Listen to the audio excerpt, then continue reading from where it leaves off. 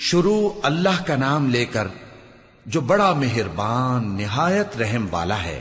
جو چیز آسمانوں میں ہے اور جو چیز زمین میں ہے سب اللہ کی تسبیح کرتی ہے، اسی کی سچی بادشاہی ہے اور اسی کی تعریف ہے، اور وہ ہر چیز پر قادر ہے۔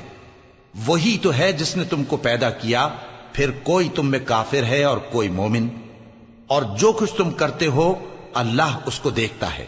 اسی نے آسمانوں اور زمین کو حکمت سے پیدا کیا، اور اسی نے تمہاری صورتیں بنائیں اور صورتیں بھی اچھی بنائیں، اور اسی کی طرف تمہیں لوٹ کر جانا ہے۔ جو کچھ آسمانوں اور زمین میں ہے وہ سب جانتا ہے، اور جو کچھ تم چھپا کر کرتے ہو اور جو کھلم کھلا کرتے ہو اس سے بھی آگاہ ہے، اور اللہ دلوں کے بھیدوں تک سے واقف ہے۔ کیا تم کو ان لوگوں کے حال کی خبر نہیں پہنچی جو پہلے کافر ہوئے تھے؟ تو انہوں نے اپنی کرتوت کی سزا کا مزہ چکھ لیا، اور ابھی دکھ دینے والا عذاب اور ہونا ہے۔ یہ اس لیے کہ ان کے پاس پیغمبر کھلی نشانیاں لے کر آتے تو وہ کہتے کہ کیا ایک آدمی ہمیں ہدایت کرے گا؟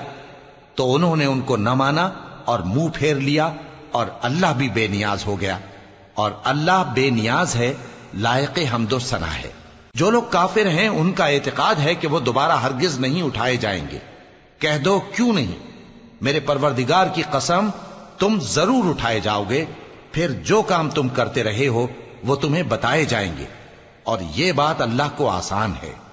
تو اللہ پر اور اس کے رسول صلی اللہ علیہ وآلہ وسلم پر اور اس نور یعنی قرآن پر جو ہم نے نازل فرمایا ہے ایمان لاؤ، اور اللہ تمہارے سب اعمال سے خبردار ہے۔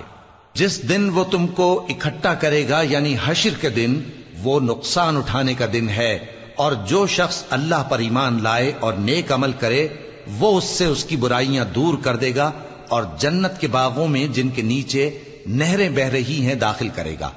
وہ ہمیشہ ہمیشہ ان میں رہیں گے، یہی بڑی کامیابی ہے۔ اور جنہوں نے کفر کیا اور ہماری آیتوں کو جھٹلایا وہی اہل دوزخ ہیں کہ ہمیشہ اس میں رہیں گے، اور وہ بری جگہ ہے۔ کوئی مصیبت نازل نہیں ہوتی مگر اللہ کے حکم سے، اور جو شخص اللہ پر ایمان لاتا ہے وہ اس کے دل کو ہدایت دیتا ہے، اور اللہ ہر چیز سے باخبر ہے۔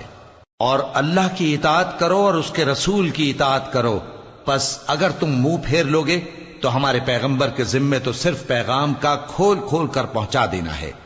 اللہ جو معبود برحق ہے اس کے سوا کوئی عبادت کے لائق نہیں، تو مومنوں کو چاہیے کہ اللہ ہی پر بھروسہ رکھیں۔ مومنوں، تمہاری بیویوں اور اولاد میں سے بعض تمہارے دشمن بھی ہیں، سو ان سے بچتے رہو، اور اگر معاف کر دو اور درگزر کرو اور بخش دو تو اللہ بھی بخشنے والا ہے، مہربان ہے۔ تمہارا مال اور تمہاری اولاد تو آزمائش ہے، اور اللہ کے ہاں بڑا اجر ہے، سو جہاں تک ہو سکے اللہ سے ڈرو اور اس کے احکام کو سنو، اور اس کے فرمانبردار رہو، اور اس کی راہ میں خرچ کرو، یہ تمہارے حق میں بہتر ہے۔ اور جو شخص طبیعت کے بخل سے بچایا گیا تو ایسے ہی لوگ راہ پانے والے ہیں۔ اگر تم اللہ کو نیک نیتی سے قرض دو گے تو وہ تم کو اس کا کئی گنا دے گا، اور تمہارے گناہ بھی معاف کر دے گا، اور اللہ قدر شناس ہے، بردبار ہے، پوشیدہ اور ظاہر کا جاننے والا ہے، غالب ہے، حکمت والا ہے۔